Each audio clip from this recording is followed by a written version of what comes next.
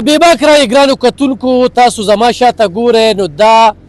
یو افغان کیمپ دی او په سوونو خاندانونه دلته کې میشته دي موږ سره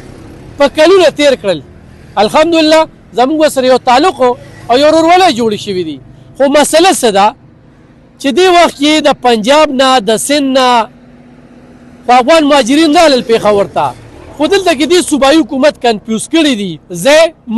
ځای مزه کیمپونه بند کیمپونه کولو ډېر ور سره خبره ترې کړو ورور مې روم دې څه دی زما نوم عباد الله دی او د عثمانزو کیمپ سره تعلق لرم مونږ دلته د پاکستان ګورنمنټ نه ډېر خوشحاله یو د هغوی شکریه ادا کوو چې مونږ له داسې ټیم راکړی د ماشوموالي نه واله تر اوسه پورې مونږ ته داسې څه نه دي ویلي او بل ورور درته ووایه چې اوس تاسو له اجازه درکړې څه وایي درته صوبایي حکومت څه وایي لکه د صوبایي حکومت نه مونږ ته کوم داسې دغه نه دی شوی نو دلته زمونږ په دې کیمپ کې ډېرو ته مونږ ته اطلاع هم شوې ده چې یاره تاسو جي لاړ شئ زمونږ دلته کارونه دي روزګارونه هم دي ماشومتوب هم دلته دغه شو نو په دې دغه مونږ چې مونږ سره د حکومت لږ ګزاره د دې ځای د خلکو نه خوشحاله د دې د ځای د پښتنو نه ډېره مننه کوو چې مونږ سره ډېر ښه وخت تېر کړی دوی موږ سره تېر کړی دی ډېره مننه ترې کوو یار څومره خلک به دلته کې میشته یې یاره ای به دغه 1500 فیملي به وي دغلته فیملیز به یې صوبایي حکومت کله ورته وایي لاړ شئ کله وایي کښېنئ کله ایسار شئ نو دلته کنفیوژن نه دی پریشاني نه ده یاره پریشاني خو ډېره ده زمونږ کارونه روزګارونه هم خراب شو په ټپه ودرېدل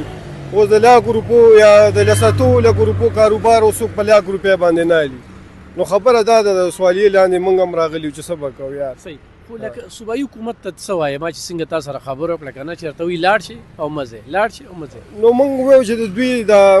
وړاندیز روښانه شي که نه چې بیا ووایي چې ځای نو چې لاړ شو او چې وایي چې پاتې چې سړی خو خپل روزګار مزګار وکړي که نه کتونکو تاسو د یو افغان مهاجر خبرې واورېدې چې موږ یې کنفیوز کړو دلته کې د یو ورور سره خبرې ترې کوو چې دې څه وایي چې صوبایي حکومت دې وخت کې بیا چې کوم دی نو دا خلکه مضبوطی او بیا هغه کیمپونه چې کوم سیل شي هغه بیا کولاوي بیا فعالوي کورونه ولا ورکوي څه وایي وروره دې ته په بلوچستان کې په سند کې په دې کې پرون په بلوچستان کې تقریبا 70,000 دي که څونه خلک کابلیان د دې ځای نه وویستل دلته زموږ وزیر اعلی صاحب چې کوم دی که نه نو دی حمایت کوي ځکه وګورئ چې که داسې کېږي نو دوی ورته وایي نه پرېږدی څونه دهشتګردي چې ده که نه نو دا د دې افغان مهاجر د لاسه ده وګورئ چې په اسلام آباد کې یو واقعه شوې ده هغه دغه باندې هغه هم چې هغې موږ معلومات وکړلو نو هغه همدې افغان مهاجرین کړي دي وزیر اعلی صاحب فرض کو پی ټي آی والا چې څومره خلک روزي نو هغه د پی ټي آی په دغه باندې دلته راځي او ټول همدې دهشتګردۍ له راځي تاسو وګورئ همدا وزیر اعلی د دوی مرګتیا کوي او پی ټي آی والا او د دې ملک ټول نقصان همدا خلک په خپله کوي نو دې کې موږ دا وایو چې دا پی ټي آی والا دي کې مقصد څه چې دا پاکستان په غر کوي که څه چل کوي دا وښکل پکار دي چې څومره زر یې وښکله نو مرکز حکومت یې خو پرېږدي نه خو زموږ چې کوم د صوبي حکومت دی د خیبر پښتونخوا هغې یې پوره مرګتیا کوي صحیح ډېره زیاته مننه ګرانو کتونکو د دغه اړونو خبرې